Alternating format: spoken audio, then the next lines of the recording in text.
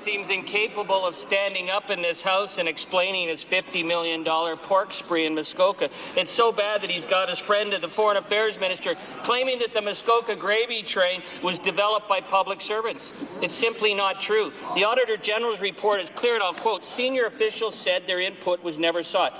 This deal was cooked up by the member for Muskoka. Public servants were deliberately frozen out. So when will this minister take responsibility for his abuse of public trust?"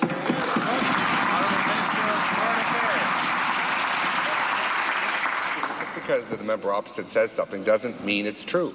And here's what we did, Mr. Speaker. We supported investments to help Canada host the G8 infrastructure, resurfacing the runway of an airport, resurfacing a provincial highway, building the G8 Centre, which is now a community centre. Each of those projects was approved by the Minister of Infrastructure of the day. Each of those projects came in fully on budget. Each of those projects, there's a full contribution agreement that was negotiated between the municipality. These were all good projects. The Auditor General has made some advice on better transparency, better clarity, and we fully accepted that counsel. The honourable member for Timmins-James.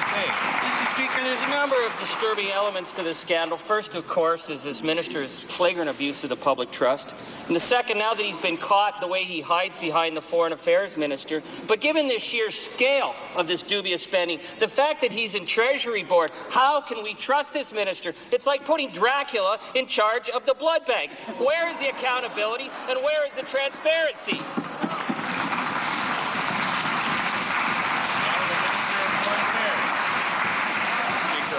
I'm going to say that the member for Winnipeg North Centre, we should give him a pass on the civility for that question, because it was quite funny. Here's the reality, Mr. Speaker. We supported 32 public infrastructure projects. Each of them had a negotiated negotiated contribution agreement with the local municipality. The Auditor General's come forward and given us counsel and advice on what we might do better on the intake process for public infrastructure projects and on reporting to Parliament where there could be greater clarity and greater transparency. We thank the Auditor General for her work and fully accept her recommendations. The honourable member for Timmins-James. Mr. Speaker, I'm listening, but I'm not hearing accountability, and I'm hearing bafflegab.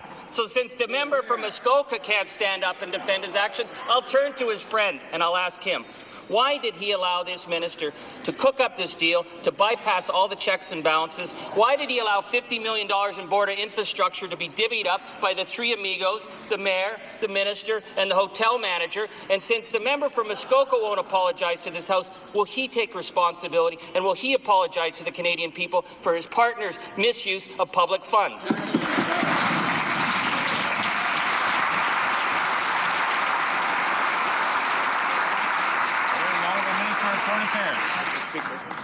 The three individuals that he mentioned, none of these three individuals approved a single project.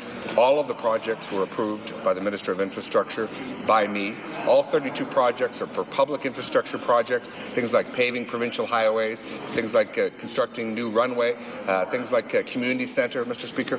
We use the existing authorities under the Border Infrastructure Fund. The Auditor General has made advice and counsel. We could be more open, we could be more transparent in terms of Parliament. We fully accept the Auditor General's advice and fully thank her for her good work. The honourable member for Cape Breton Council.